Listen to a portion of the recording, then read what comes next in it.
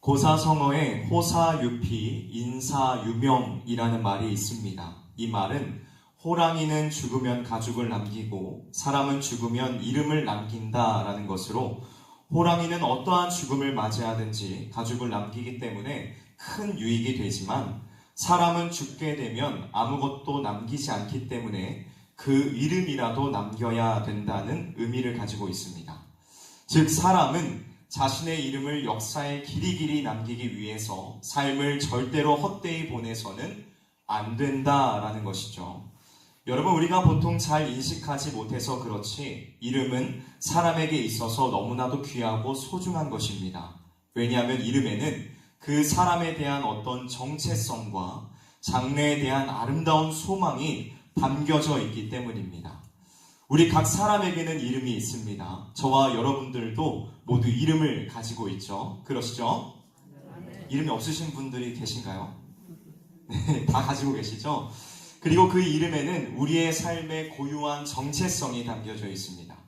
여러분, 제 이름이 무엇일까요? 네. 감사합니다. 네, 맞습니다. 김진영입니다. 제 이름인 진영은 한자어로 진실할 진자에 꽃뿌리 영자를 씁니다. 이것은 진실한 사람이 되라는 소망을 담아서 저희 장로님께서 직접 지어주신 이름입니다. 여러분들이 보시기에 저는 진실한 사람이라는 이 이름대로 잘 살아가고 있는 것 같나요? 별로 아멘이 큰 거 아니고 보니까 좀 약간 반성해야 될 것 같은 느낌이 드네요. 사실 저는 항상 그러지 못한 것 같아서 너무나도 부끄럽습니다.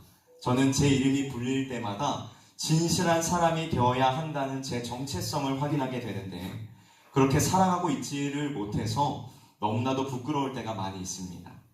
성경에 등장하고 있는 여러 인물들 역시도 이름을 가지고 있었습니다. 그리고 이 이름들에도 하나님께서 각 사람에게 주신 귀한 정체성이 담겨져 있습니다. 하나님께서 만드신 첫사람인 아담의 이름은 흙, 사람이라는 정체성, 의미가 담겨져 있습니다. 이것은 사람이 하나님의 형상대로 지어진 아주 고귀한 존재이기도 하지만 그도 역시 흙으로 지어진 피조물이라는 사실을 상기하게 만듭니다. 또 처음으로 죽음을 보지 않고 하나님의 부르심을 받은 에녹이라는 사람의 이름은 바치다, 순종하다라는 의미로서 자신의 삶을 온전히 바쳐 순종했던 그의 전생애를 떠올리게 합니다.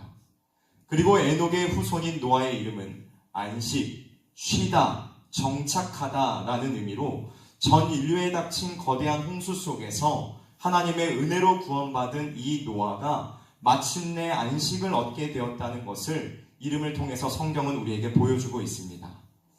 이뿐만 아니라 하나님께서는 때때로 이름을 바꾸어 주심으로 그 사람의 정체성을 송두리째 변화되게도 하셨습니다. 창세기 12장에 등장하고 있는 아브라함의 이름의 뜻은 큰 아버지였습니다. 그러나 그의 이름을 아브라함, 곧 열국의 아버지로 바꾸셔서 단순히 그가 한 가문의 아버지가 아니라 예수 그리스도를 구주로 믿는 모든 사람들의 믿음의 아버지, 믿음의 조상이 되게 하셨습니다. 그리고 발 뒤꿈치를 잡는 자, 속이는 자라는 그 이름에 걸맞게 늘 남을 속여가며 자신의 목적을 달성해왔던 야곱을 하나님과 겨루어 이겼다, 또는 하나님이 다스리신다라는 의미의 이스라엘로 바꾸셔서 그의 삶의 목적과 방향을 완전히 바꾸셨습니다. 오늘 우리가 함께 읽은 이 본문의 말씀에도 모세라는 사람의 그 이름이 붙게 된 배경이 담겨져 있습니다. 그것을 우리가 잠깐 살펴보면 어떤 레위 사람이 장가를 가서 아들을 낳았습니다. 본래 아이를 낳으면 가정의 기쁨이 넘쳐야 하겠지만 사실 상황상 그렇지 못했습니다. 왜냐하면 불어나는 히브리 사람을 두려워했던 애국왕 바로가 그들이 아들을 낳으면 바로 죽이라고 명령했기 때문입니다. 그러나 이 아이의 부모는 차마 자신들의 아이를 죽일 수 없었습니다. 그래서 3개월 동안 숨겨가며 아이를 길렀습니다. 하지만 더 이상 숨길 수 없다고 판단했던 부모는 아이를 갈대 상자에 담아 나일강에 띄웠고 이 아이는 하나님의 놀라운 섭리와 은혜로 바로의 딸에게 거두어졌습니다. 건져내다라는 뜻을 가진 모세의 이름은 바로의 딸이 아이를 물에서 건져내었다라는 의미를 담아서 지어준 이름입니다. 이 모세는 애굽 사람의 모든 지혜를 배워 말과 하는 일들이 능했습니다. 그리고 자기 이름의 정체성을 따라 자신의 민족 이스라엘 사람들을 자기의 손으로 구원하고자 했습니다. 하지만 자기의 생각과는 다르게 그것은 철저한 실패로 돌아가고 그는 미디안 광야로 도망쳐 양을 돌보며 살아가는 처량한 신세가 되었습니다. 그렇게 40년이라는 기나긴 세월이 흘러 이전과 같은 젊음과 패기와 자신감은 모두 사라졌을 나이 80세에 하나님께서는 떨기나무 불꽃 가운데에서 그를 부르십니다. 그리고 그의 이름에 담겨져 있는 정체성을 다시 한번 확인시켜 주시죠. 출애굽기 3장 4절의 말씀을 우리가 함께 읽어보도록 하겠습니다. 출애굽기 3장 4절의 말씀입니다. 우리 다 같이 한 목소리로 함께 읽어보도록 하겠습니다. 시작! 여호와께서 그가 보려고 돌이켜 오는 것을 보신지라 하나님이 떨기나무 가운데서 그를 불러 이르시되 모세야 모세야 하시매 그가 이르되 내가 여기 있나이다. 아멘. 하나님께서는 건져내다 라는 의미의 이름을 가진 이 모세를 부르시며 하나님의 뜻을 따라 이스라엘을 애굽에서 건져내야 될 사명을 주시고 그의 정체성을 다시금 회복시켜 주셨습니다. 여러분, 우리는 출애굽기라는 성경을 읽을 때 어떠한 내용들을 떠올리게 되나요? 430년 동안 종살이를 하던 이스라엘 백성들을 모세를 통하여 건져내시고 그들을 가나안 땅으로, 약속의 땅 가나안으로 이끄시는 내용을 담은 성경이라고 보통 생각하기가 쉽습니다. 그런데 사실 히브리어 원문 속에는 조금 더 깊은 의미가 이 안에 담겨져 있습니다. 출애굽기는 토라, 즉 히브리어 성경에서는 다른 제목을 가지고 있는데 그것은 벨레 쉐모트라는 말로 그리고 그 이름들이라는 의미를 가집니다. 출애굽기는 다른 말로 뭐라고 부른다고요? 그리고 그 이름들이라는 의미를 가진다는 것이죠.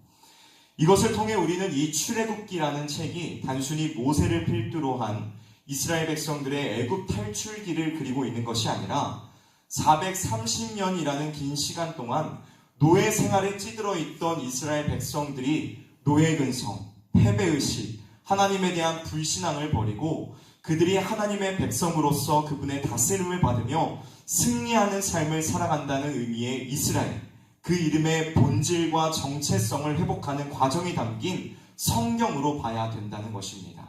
그 이름이 회복되는 과정을 그린 성경이 바로 곧 출애굽기라는 것이죠. 사랑하는 성도 여러분, 그렇다면 오늘 이 말씀을 통해 우리에게 주시는 은혜는 무엇입니까? 바로 오늘 우리는 우리의 정체성이 무엇인가를 생각해야 한다는 것입니다. 본래 우리는 본질상 진노의 자녀요, 마귀의 자식이었습니다. 이것이 우리의 정체성이었습니다. 그러나 예수 그리스도의 십자가의 보혈의 공로를 통하여 우리는 하나님의 자녀, 성도라는 새로운 이름, 새로운 정체성을 얻게 되었습니다. 출애굽기 19장 5절에서 6절의 말씀을 우리가 함께 찾아서 읽어보도록 하겠습니다. 출애굽기 19장 5절에서 6절의 말씀입니다. 출애굽기 19장 5절에서 6절의 말씀입니다. 구약성경 111페이지에 있습니다. 출애굽기 19장 5절에서 6절 말씀 우리가 다 같이 한 목소리로 읽도록 하겠습니다. 시작! 세계가 다 내게 속하였나니 너희가 내 말을 잘 듣고 내 언약을 지키면 너희는 모든 민족 중에서 내 소유가 되겠고 너희가 내게 대하여 제사장 나라가 되며 거룩한 백성이 되리라. 너는 이 말을 이스라엘 자손에게 전할지니라. 아멘. 이 말씀을 베드로 사도는 이렇게 증거하였습니다. 베드로전서 2장 9절에서 10절의 말씀입니다. 그러나 너희는 택하신 족속이요 왕같은 제사장들이요 거룩한 나라요 그의 소유가 된 백성이니 이는 너희를 어두운 데서 불러내어 그의 기이한 빛에 들어가게 하신 이의 아름다운 덕을 선포하게 하려 하심이라. 너희가 전에는 백성이 아니더니 이제는 하나님의 백성이요 전에는 긍휼을 얻지 못하였더니 이제는 긍휼을 얻은 자니라. 아멘.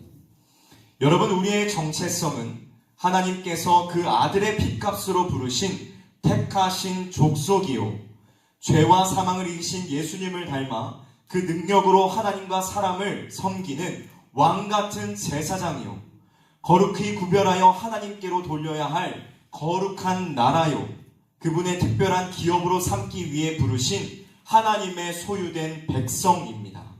그러므로 우리는 우리의 정체성이 무엇인지를 기억하며 이제는 구별된 삶을 살아가야 합니다. 세상의 방법과 처세술을 따르지 않으며 하나님의 말씀과 그 뜻을 조차 순종하며 살아가야 합니다. 특별히 날마다 경건을 연습하며 하나님을 경외하는 마음으로 삶을 살아가야 하고 그리스도의 사랑을 전하는 삶을 살아가되 말로만이 아닌 진실된 마음으로 사랑을 행해야 합니다.